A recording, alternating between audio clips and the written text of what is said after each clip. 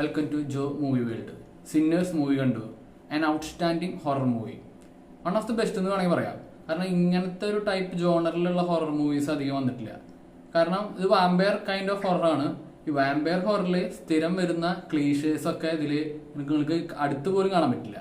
കുറേ കാര്യങ്ങൾ മാറ്റം വരുത്തി സ്റ്റോറി ആർക്ക് നന്നായിട്ട് ക്രിയേറ്റ് ചെയ്ത് ഒരു പ്രത്യേക രീതിയിലാണ് ഈ ഹൊറർ പടം സെറ്റ് ചെയ്ത് വെച്ചേക്കുന്നത്.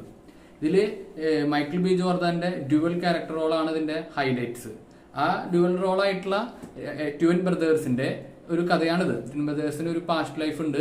1930 കാലഘട്ടത്തിലാണ് ഈ കഥ നടക്കുന്നത്. അവിടെയുള്ള സമയത്ത് ഇരട്ടകളായിട്ടുള്ള രണ്ട് ബ്രദേഴ്സ് അവരുടെ ഹോം നാട്ടിലേക്ക് വരുന്നു. അവർക്കൊരു എന്തോ ഒരു ഭൂതകാലം, ഭയങ്കര ഹോണ്ടിങ് ഭൂതകാലം ഉണ്ട്. അവരവിടെ ഒരു ക്ലബ്ബ് തുടങ്ങാൻ നോക്കുന്നു. തുടർന്ന് അവിടെ ഒരു ഈവിൾ പെർസൺസും ഈവിൾ കാര്യങ്ങളും ഉണ്ടാകുന്നു. പിന്നെ ഒരു വാമ്പയർ സെറ്റപ്പ്, അങ്ങനത്തെ ഒരു രീതിയിലേക്ക് കഥ മാറുന്നു.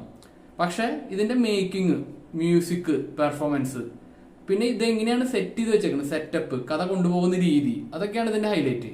നമ്മൾ സ്ഥിരം കണ്ടുവരുന്ന കുറെ കാര്യങ്ങൾ ഈ പടത്തിൽ ഇല്ല. പ്രത്യേകിച്ച് ഈ ഹൊറർ കാറ്റഗറിയിൽ ഇങ്ങനത്തെ പടങ്ങൾ ബിൽഡ് ചെയ്ത് വരുന്ന സ്ഥിരം ഒരു യൂഷ്വൽ ഒരു സ്ക്രീൻ പ്ലേയോ പേസിങ്ങോ അല്ല.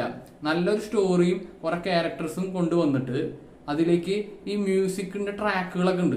അതിങ്ങനെ നമ്മുടെ കഥാപാത്രത്തിനോടൊപ്പം അല്ലെങ്കിൽ കഥയുടെ സിറ്റുവേഷൻസിനൊപ്പം ആ ഒരു മൂഡിനെ എലവേറ്റ് ചെയ്ത് നമുക്കിങ്ങനെ നല്ല രസത്തിൽ നമ്മളങ്ങനെ കൊണ്ടുപോകും. പിന്നെ ഇതില് മൈക്കിൾ ബി ജോർദാന്റെ രണ്ട് ഡ്യുവൽ റോള്, അത് ഓരോ രണ്ട് ക്യാരക്ടറും അങ്ങോട്ടും ഇങ്ങോട്ടും അവരുടെ സ്വഭാവത്തിലും അവരുടെ ആറ്റിറ്റ്യൂഡിലും ഡിഫറെന്റ് ആണ്. അത് വളരെ മികച്ച രീതിയിൽ മൂപ്പര് ചെയ്തിട്ടുണ്ട്. പിന്നെ ഇതിൽ കുറെ ക്യാരക്ടേഴ്സ് ഉണ്ട്.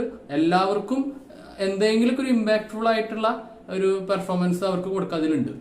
ഇതിൽ ഹെയ്ലിയാണ് എന്ന് പറഞ്ഞ പെണ്ണാണ് ഇതിൽ നായിക റോള് ചെയ്തേക്കുന്നത്.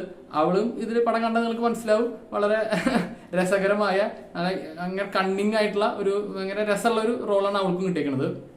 പിന്നെ ഇതില് ഈ റയൻ കുഗ്ലറാണ് ഇതിന്റെ ഡയറക്ടർ. ആള് തന്നെയാണ് ഇതിന്റെ റൈറ്റർ. ബ്ലാക്ക് പാന്തറൊക്കെ എടുത്ത ഡയറക്ടറാണ്. ഇതില് entirely different movie, different genre. അത് തന്നെ ആയാലും കൂടി പ്രേക്ഷകർക്ക്, കാണുന്ന ഓഡിയൻസിന് ഓരോ നിമിഷവും നമുക്ക് ഈ കഥ എങ്ങോട്ടാ പോണത്, എങ്ങനെയാണ് തിരിയണം എന്നുള്ള ഒരു ആകാംക്ഷ എപ്പോഴും കൊടുക്കുന്നുണ്ട്. ഇതില് വയലൻസ് കൂടുതലാണ്, ആക്ഷൻ സെക്ഷൽ കണ്ടന്റ്സും ഉണ്ട്. അതുകൊണ്ട് റേറ്റഡ് ആണ്. അപ്പോൾ കുട്ടികൾക്ക് ആ പരിസരത്തേക്കേ പോകണ്ട. ഇത് 18+ മൂവിയാണ്. ഹൊററും വയലൻസും വളരെയധികം അത്യാവശ്യം ഇതിലുണ്ട്. അപ്പോൾ നിങ്ങൾ ഈ പടം തിയേറ്ററിൽ നല്ല സിനിമാറ്റിക് എക്സ്പീരിയൻസോടുകൂടെ കാണണമെന്നാണ് ഞാൻ ആഗ്രഹിക്കുന്നത്. അങ്ങനെ കണ്ടാൽ നിങ്ങൾക്കത് വളരെ മികച്ചൊരു എക്സ്പീരിയൻസ് ആയിരിക്കും. നല്ല ബെസ്റ്റ് തിയേറ്ററിൽ പോവുക, ബെസ്റ്റ് സൗണ്ട് എഫക്റ്റ് ഉള്ള തിയേറ്ററിൽ പോവുക. അപ്പോൾ നിങ്ങൾക്കത് കൂടുതൽ മനോഹരമായിട്ട് ഈ പടം എൻജോയ് ചെയ്യാൻ പറ്റുമെന്നാണ് ഞാൻ വിചാരിക്കുന്നത്. എനിക്ക് വളരെയധികം ഇഷ്ടപ്പെട്ടു.